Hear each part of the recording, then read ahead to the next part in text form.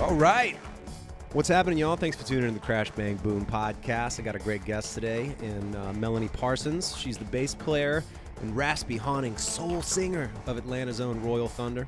We talk about keeping the band together with your ex, which, as you would imagine, is no easy task, but they somehow worked that out and have managed to keep the band a-rolling. Post-cult life and following one's own path to happiness, cat cafes, living the communal rock and roll life in the early years of the band, where they were just waking up and jamming in the pajamas and living the dream. And on to, I guess, touring with diverse bands such as Wilco to the Dillinger Escape Plan, which not many bands can really say that they would traverse such extremes in their touring life. And a whole lot more, you know? For those of you listening to this on SoundCloud, feel free to check it out on iTunes and subscribe. You'll get an automatic update, and you won't even have to go looking for it. You'll just get it right there on your phone. It's like a delivery service for podcasts. So without further ado, here we go. Crash, bang, boom. Dark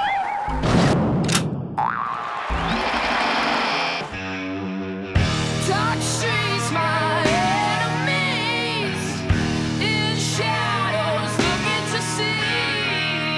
I know just where I am going.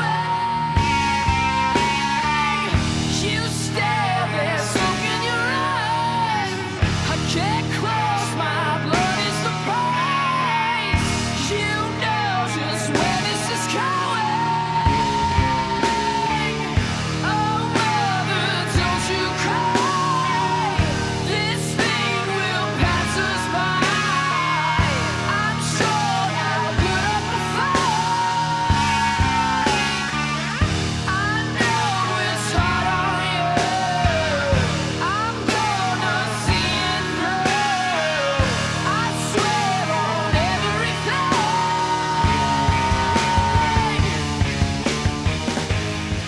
All right, I'm here with Mlny Parsonz of Royal Thunder. Mlny, thanks for sitting down with me. Thanks for having me, dude. No relation to the great Graham Parsons by any chance, huh? No. Oh, okay. William Faulkner. Yeah, gotcha. No. All right, cool. Well, I'm excited to see y'all tonight. It's a crazy turn of events that we know some people all the way back to Atlanta, have some mutual friends, and now my band is somehow playing with y'all on the same bill here in Brooklyn, and here we are doing this interview. Small world. Life is strange. Yes. So tell me a little bit about, I guess, what brought y'all to Brooklyn. You doing a little run Northeast Coast? Yeah, we're just doing going up the East Coast.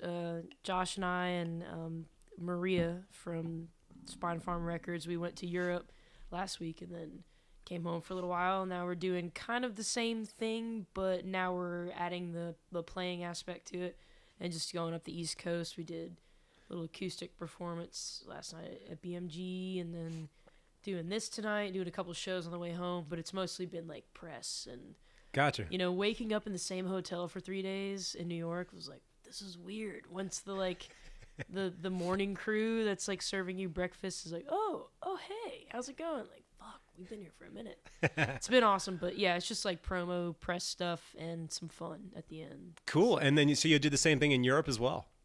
Yeah, but we didn't get to play. It was just posting up. Like we went to London and Paris and Berlin, and just everywhere we went, we sat there and people would come because, you know, they just would get on the trains and take like an hour to come. Was it like a meet and greet thing? Like, or is it just? It was interviews, like magazines and stuff like that. So awesome. Yeah. And this was all via your record label? Yeah, they're the ones that they are like well established in Europe, and they have a strong presence there, and they have, you know, Spine Farms operating in all different countries over there in Europe. So they just, that's their thing. That's what they do, which is awesome. So that's pretty badass. Yeah. Yeah, that is totally foreign to me. I was like, really, what do you do over there when a record label? Yeah, that's cool. Yeah. Are you with Relapse? No, Spine Farm. Oh, Spine gotcha. Records, yeah. We left Relapse. We fulfilled our contract with them. Okay. Turned it in, turned around, and there they were, just like waiting on us. Spine Really? Farm, yeah. Right. And we kind of dated them for a little while, and they'd come see us, and we'd fly up here and see them, and hung out. And it wasn't long before like these guys are awesome. And yeah, we just played hard to get for a little while, but really we were in love with them. Excellent. And then I know y'all recorded a new record. Tell me a little bit about that. What's the name of the record, and when is it coming out? It's called Wick. It's coming out April 7th. And oddly enough, I thought Europe was a little bit behind us on releases, but it's released in the U.S. and Europe on the 7th. So very cool. Yeah. Where'd y'all record it? Same place we've always gone to, Aria Recording Studios. And that's what Joey Jones, he's the guy that from the time we put out our EP to now, he turned his house into this incredible studio, and it's forever growing, and he's awesome. Friend of ours for like 20 years now. And y'all are based in and around Atlanta? Mm-hmm. In Atlanta, yeah. Nice. Like technically Decatur and, Scottsdale and all that, but it's Atlanta. Very cool. So one of your friends turned his house into a studio, and he does other things, and obviously has recorded all your records thus far? Mm-hmm. He was working at a retirement home with Josh for about close to 15 years, I think. Wow. And when we were doing CVI, he had that job still. And then I think right before Crooked Doors, he was able to quit his job because now he's just producing. Like as soon as he's done with one record, he's on to the next. Like that's his main gig now. So he always has put all of his love into it, but he's able to put like 110% into it. He's amazing. Good dude. Excellent. And then y'all have, I guess, a few more shows after this one as well. Mm-hmm. Where are you stopping off? Baltimore and Boston, Virginia? Maybe. Yes, Virginia. Yeah, and Boston. I never know what's going on. You just go with the flow, show up, and you're ready to go. Yeah. That's a good way to be. Usually, I have the $10 phone in the band, and everyone else has the fancy phones. Oh, okay. Like, you need to get a $700 phone to keep up with emails. I'm like, well, I have you guys. Absolutely. Y'all can just tell me where to go. I'm like, it's fine. It's going to work out. I guess you were saying Josh, the guitarist, originally started the band. It was instrumental. That was back about, 13 years ago or so now? Yeah. And then at which point did you come into the band? 2005. Okay. And then, but we were just like playing in front of pool tables and in basements. And when we moved up to garages, that was pretty cool. But when we got in the basement of like a 2-story house, we were like, this is fucking awesome. We're playing house shows, man. And so y'all all lived in a house, and y'all would play shows in your house and throw like house parties? Oh, yeah. When we were, the first lineup was Josh and Jesse Stuber and I, and we all lived together for 5 years, and we played every day. Wow. In our PJs, and we jammed. And then Jesse ended up, he was a nurse, and he ended up moving to New Orleans and working out there. Right on. That's where I'm originally from. Yeah, but Very he's cool.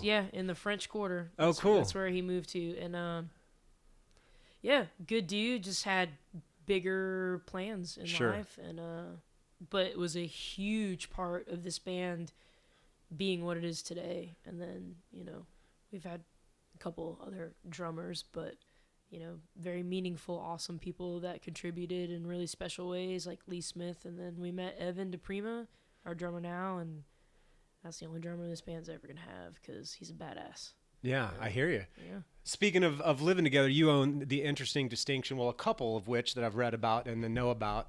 As we're saying this, my cat just decided to just jump on this table. Get off there. I'm going to kill the dog in your lap. Get off there. Love me more. Crazy ass cat. He's always destroying shit.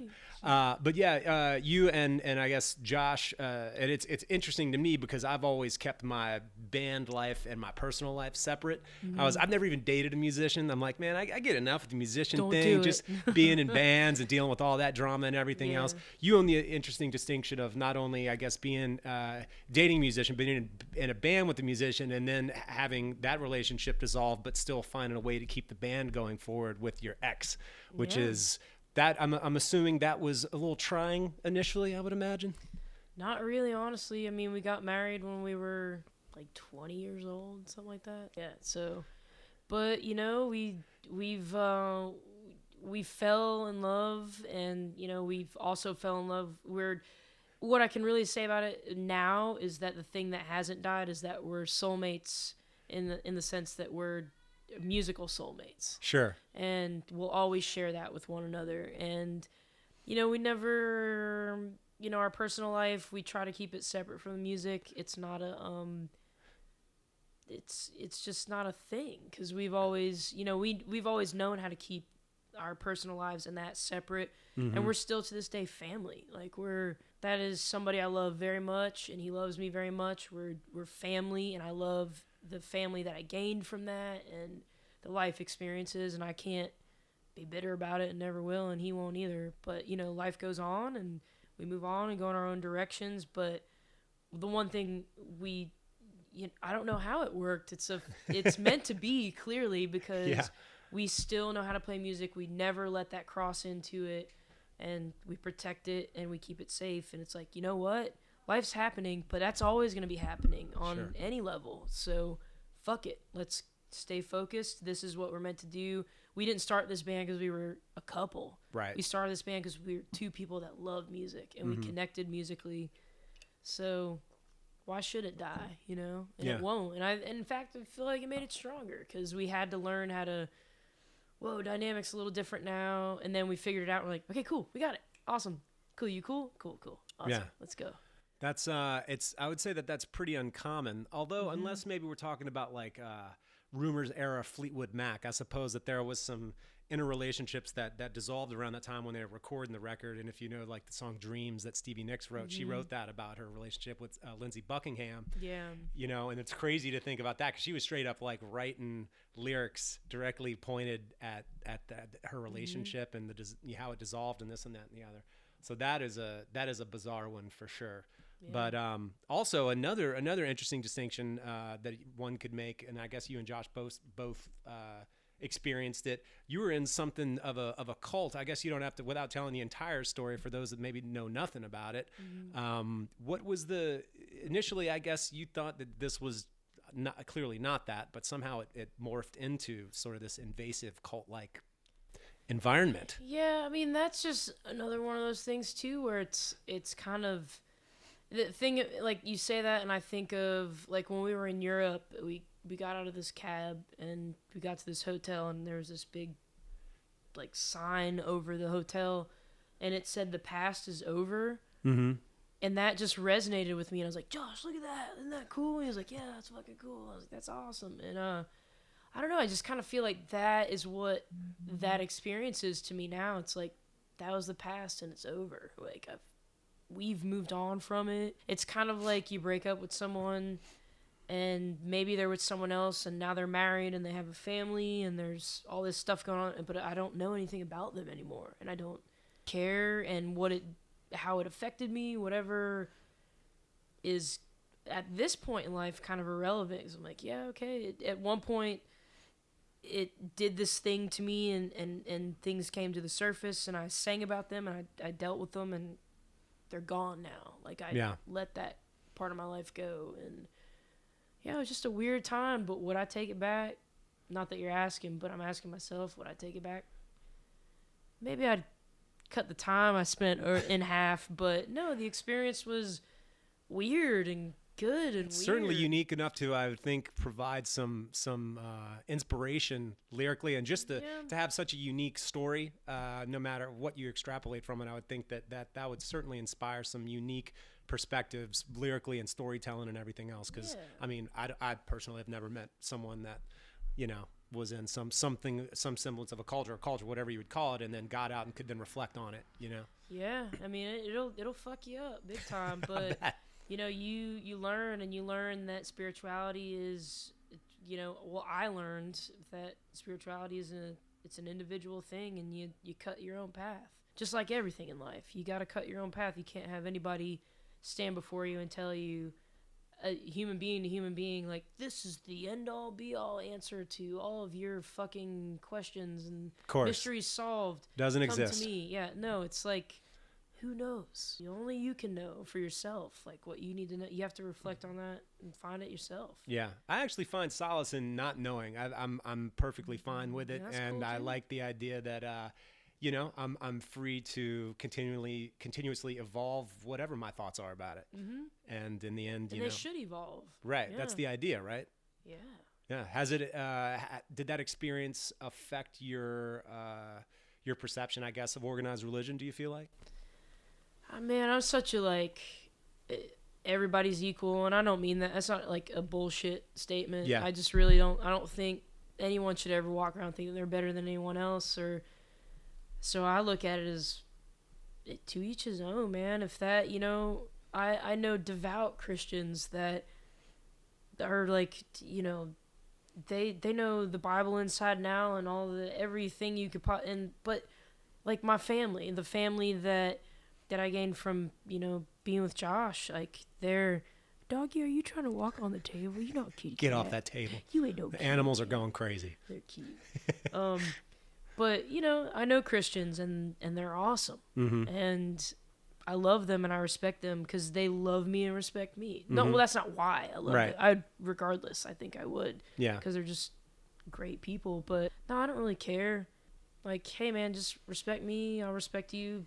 Fuck it. And if you're an asshole, I'm just going to walk the other way anyway. It's a wise choice. Yeah.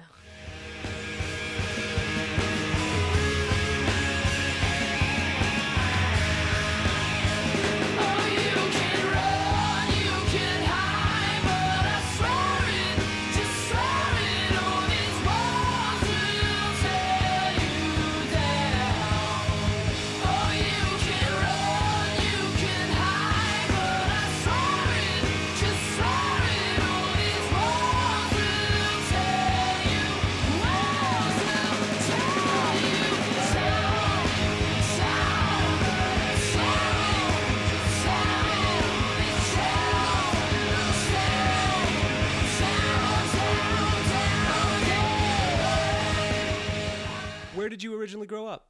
Jersey. No shit. Tom's River, born. Come on, really? Tom's River, and then moved to Barnegat. Lived in Whitney for like the time it takes to crack a whip. Like it was literally like just like wow, real quick.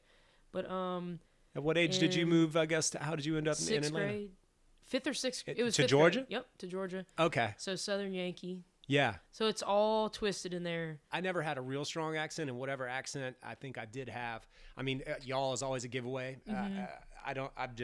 It's so much easier to just say that in the first place. No matter what, I'm still going to be using that one. But I think whatever accent I originally had, just from literally having to repeat myself when I first came up here. I came up after Hurricane Katrina, so it's been 12 years now. Or this will be 12, I believe. This will be 12. Just from repeating myself, I think I kind of ironed out what little accent I did have. You know, when you say something, someone doesn't understand you, and then you have to really articulate yourself for them to understand you, like you're speaking another fucking language somehow. I think that likely is what happened to me. Yeah, I had a bad, like, strong Jersey accent when I first moved to Georgia, and I got made fun of. I bet you did. And I was like, "You guys, as you know, like just like so bad." And you ain't from around these parts, is you? Yeah, and I didn't. It was, you know, it was just being around Southerners that it just kind of rubbed off on me, and I was one of those people that was like, "I will never say y'all." And I was just getting shit the other night from our manager, who's from Long Island. I said, "Where y'all want to go now?" And he's like, "You're from Jersey. You're not supposed to be saying y'all. Oh, get Where out did of this y'all town." come from?" And I was like, "Dude, it just happens over time. It just starts happening. Like you get around it enough, especially get around Josh and his family and Evan. Like, yeah, you pick up on it." I bet you do. What prompted the move to Georgia in the first place? My dad, he was a computer engineer and just got a better job opportunity here. Wow. Or not here. Duh. Yeah, down in Georgia. Georgia. In Georgia. Yeah. What year was that then? Oh, that was in the 80s. Wow, late computer 80s. engineer in the 80s. Damn. Yeah, my dad was he was He's a at the genius. forefront. Yeah, He was a pioneer. Yeah, pioneer and genius. He was a smart fella. Other than being told that you were obviously a Yankee, what was your initial impression of being down in Georgia? I think It's a culture shock or no? So, I mean, I lived in South Jersey in the suburbs, and I moved to, like, you care if your dog gets on the table? 'Cause Loki's about to get on the table. Come here, dog. Go, Loki. You guys are getting all over this podcast. It wasn't really a culture shock because it was like suburbs to suburbs. The only shocking thing is everybody was extremely like white, and rich and white, really fucking white. And I mean, like my neighbors were like Italian and Jewish, and I went from like that. And then the cool thing is that like directly next to me there was an Italian family, and across the way was a family from New York, and there was a family from Florida. So I was like, oh, this feels different. But everyone else was just like my street, there was a lot of diversity, but the neighborhood overall, it was just, no offense to white people, but you know, it was just very white as fuck. Yeah, and that was kind of weird for me. I was like, where are all the colors? This is, I don't understand what's happening. And I just got used to it, and then of course I'd go find like the first dude who wasn't white in high school and be like, you want to be friends? You like rock and roll? You like metal? Want to hang out? You like punk rock? So what kind of stuff was on in the house, or what were you listening to at that age? When I was a kid. When I was a kid, it was a lot of R&B. Oh yeah. My mom is from Spain, and she didn't speak any English for close to 10 years. Huh. Like any English. Yeah. So R&B was really slow, and they would sing really slowly. Could see that. I think she like kind of gravitated towards that music because she could pick up and learn how to be like, baby, and like Motown and stuff like that. So I think that's why she was drawn to that, because she could keep up with it, and it was a lot easier for her to understand. And then she moved on to like George Michael and like Rod Stewart and like Tina Turner, Whitney Houston, whatever. She was just like all into that. And my dad was kind of a closet rock and roll guy, but he was a computer engineer, so he had to like cut the hair and tighten the laces. But I'd find pictures of him with like long hair and denim jackets with pins and like joints and bell bottoms, and I'd be like, Dad, who's in like little pencil stabs? Like, who's this? He's like, oh, that was back when I was a kid. Like in retrospect, I'm like, dude, he was probably in his 30s. Yeah. So, he had his home life. He could come home and listen to rock and roll behind closed doors, and then button up and go to work and be the computer guy. Yeah, he never listened to music over volume level 2. Really? Ever. And it used to drive me crazy. Wow. So my Dad, I can't hear that. Oh man, that is not the household I grew up in. My dad was always blasting music. Yeah, my mom was blasting it. My dad, no. Because I don't think he wanted anyone to know. Like, I can't let him know that I secretly am really fucking cool. Closet rock and roll guy. Yeah. That is so strange. Do you feel like the R&B that you heard when you were young, that your mom was listening to, has influenced you now in hindsight? I think so. I think it has. It had to have, because like I think of, and even like a perfect example for me is Megadeth. That influenced me. Not that I sound anything like Dave Mustaine or play anything like anyone in Megadeth, but just the idea of like vocals and where they can go, go, like the thing that no one would think to do. Like I think Dave Mustaine has done that a lot with vocals. And I think in R&B it's kind of unpredictable and free-spirited, and I just had it embedded into my mind from the time I was a kid, like even being a teenager listening to Megadeth, like this idea of and Faith No More even, it's like you can go wherever the fuck you want to go. You don't have to do the thing that you feel like, oh, this is what it should do. Like this is what everyone else expects to hear. Like, no, you can do whatever you want. Yeah. Your cat is totally making love to my jacket. Oh, sorry about that. Don't be sorry. I've got a lint roller. I was at the cat cafe earlier. No, it's totally cool. I was at the cat cafe, so it's probably. Is there one? Is there one in the city in Manhattan? In Brooklyn. There is? Yeah. And you'd go and just hang out with cats? Yeah, it was weird. Really? It was cool. How many cats? Like probably 30, 40. What? 40. I'll say 35. What? Yeah. Really? Yeah, got kittens. All the way from like kittens to 15-year-old cats. It was so your cat is totally like, what the hell, dude? Is this an actual cat human? That is crazy. I bet he's probably freaking the fuck out right now. There was a cat bigger than him. Damn. Yeah, for those who are just listening to this, I have a fat cat with a little pea head, and he's about 19 pounds, and he kind of has a little Hitler mustache as well. So he's so cute. he's kind of a funny looking cat. But going back to, I guess, Dave Mustaine and Mike Patton, two things that's interesting about both of those guys. I've never really thought about it till now. I loved Megadeth as well growing up, and then of course Faith No More. Two things that are interesting and kind of distinctive about both of them. I think that they have good phrasing in the verses as well. Like they can always like hit the choruses and it's catchy, but it's not just like solid sort of simplistic quarter notes or something in the verses. They're more dynamic in their phrasing in the verses, and that's something that attracted me to both of those guys as well. And that's something that, going back to R&B, is also present. You know, it's the verse always sets up the chorus, but the verse isn't just a throwaway part. You know, it has its melodic and dynamic aspects to it, and the phrasing is something that was, you know, important to it. When did you start getting into classic rock, like Zeppelin and stuff like that, or Janis Joplin or any of that? I never really got into classic rock, honestly. I did not.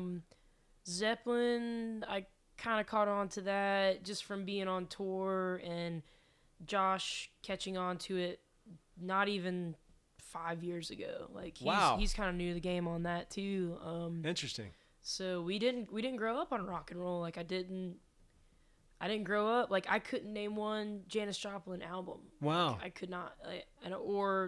Zeppelin, I'm ashamed to say I probably could. Well, I know they had, like, they had, like, the numbers. They had all the numbers and shit. 1 through 4 and the following albums. Yeah. You know, I'm not really ashamed to say that. Yeah. I don't know, because I just don't. Like, I remember getting, like, a Jimi Hendrix tape when I was a teenager, because I saw, what was that fucking hippie movie? Dazed and Confused? Yes, I saw that. I was like, oh, I'm pretty sure I can relate to that. I'm a hippie. So I like took apart my canopy bed and I found a Jimi Hendrix tape, put it in my boombox, put it in the window, took my bed apart, took all the pieces to my bed, put them in the closet, and then was lying on my bed smoking a cigarette. And my mom comes in there and is like, "You're not gonna do it. No. And she like slams on the boombox, destroys the boombox. She's like, "No, you put your, I call your father right now." Just like freaking the fuck out.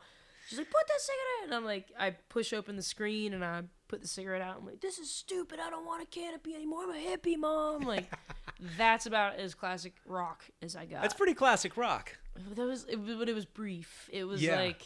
And then I was like, okay, clearly I'm not meant to be a hippie or rock and roll person, so I'm just going to keep on this path of, like, fucking metal. And I was into, like, underground metal and, like, grindcore and, like, Damned and Dystopia and His Hero Is Gone and 4 Hour Fogger and, like, Golgotha, like, all kinds of shit. Yeah, I was, like, in Ass Suck. That was my world, and I started singing or screaming in a grindcore band. Really? Yeah. And then Josh and I played black metal together and death metal. I was weird. Like keyboards and corpse paint and no fucking way.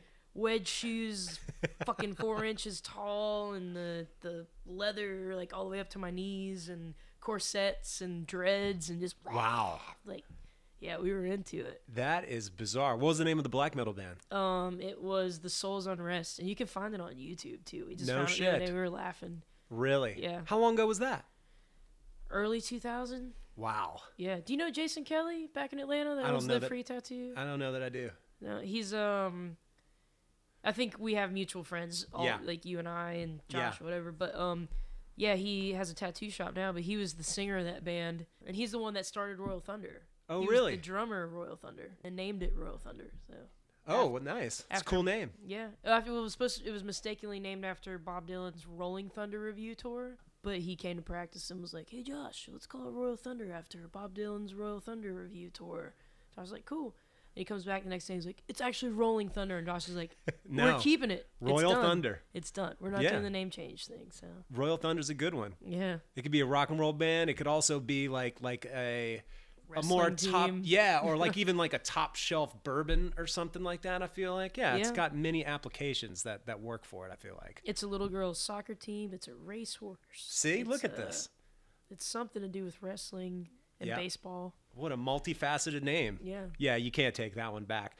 It's pretty cheesy. I like it. I think it's good. And it's interesting that I guess y'all started out playing such heavy music, and now I think y'all occupy sort of what I would describe maybe like a psych stoner indie realm, I guess. Maybe that's my way I would describe it. More often than not, do you find that you play with bands much heavier than y'all?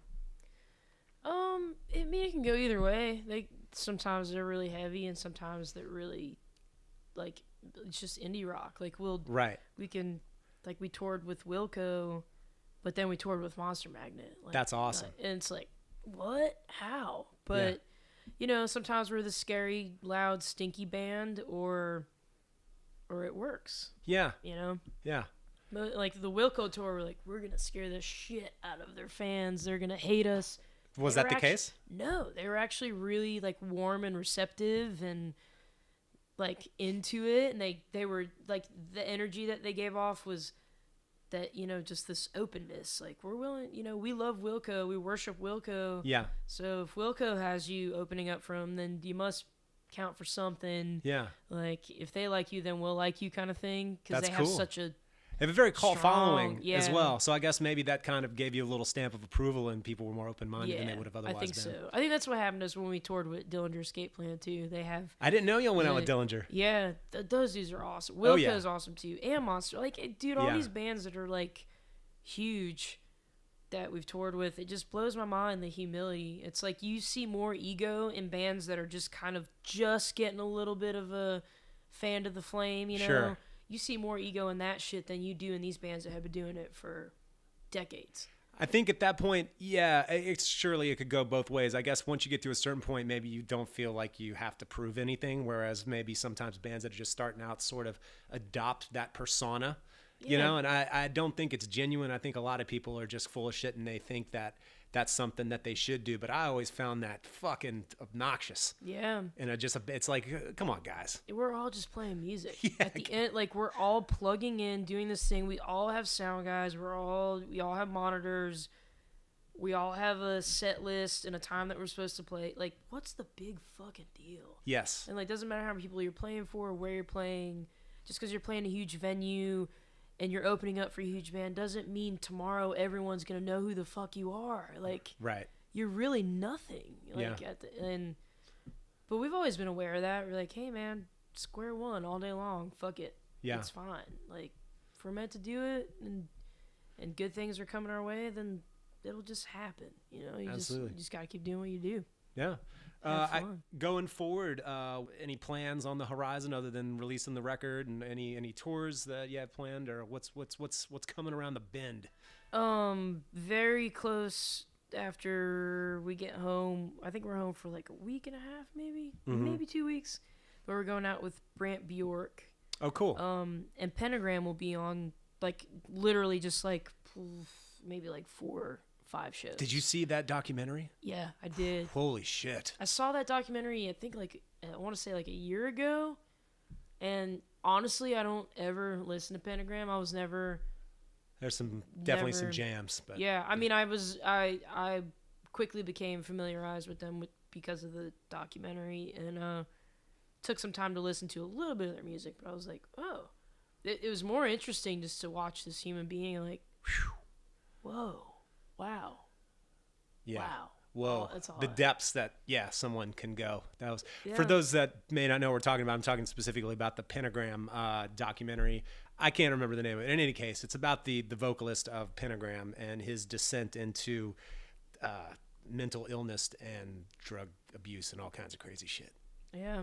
I don't know how accurate of a picture it painted of him, but that is where the whole idea of you're not better than anyone else comes in, because it's like you can't even look at that and be like, what a piece of shit fuck up. It's like, whoa, that's a human being. Oh, yeah. That's a lot of fucking pain, man. Whew, he went to hell and back. That's a lot of pain, and he's still, like, for me to be able to say, like, I'm going to see a Pentagram show, like, in a month. Yeah. That's crazy. Yeah, it is. That dude's, it seems like after watching the documentary, he should, like, I felt like at the end of it, I'm like, wait, is he dead? Right. Like, Yeah. wow. Yeah. But that's a human being, man. He's got got his shit like everybody. Walked through the flames and came out to tell the story. Yeah. Absolutely crazy. Well, shit. Thanks so much for sitting down with me. It was good to talk about all this stuff, and I look forward to seeing y'all tonight and playing on the bill and having a beer afterwards. Yeah. I'm going to have some before. Hearing you guys play too, man. Absolutely. Cool. Thanks again, and let's go rock out. Thank you, dude. All right, another one in the books. Another one in the books. Thanks again for tuning in. Thanks to Mlny for being so cool and hanging out and talking some shit. And, of course, the Royal Thunder crew for hooking it up. We'll catch y'all on the next one, all right, y'all? Crash, bang, boom!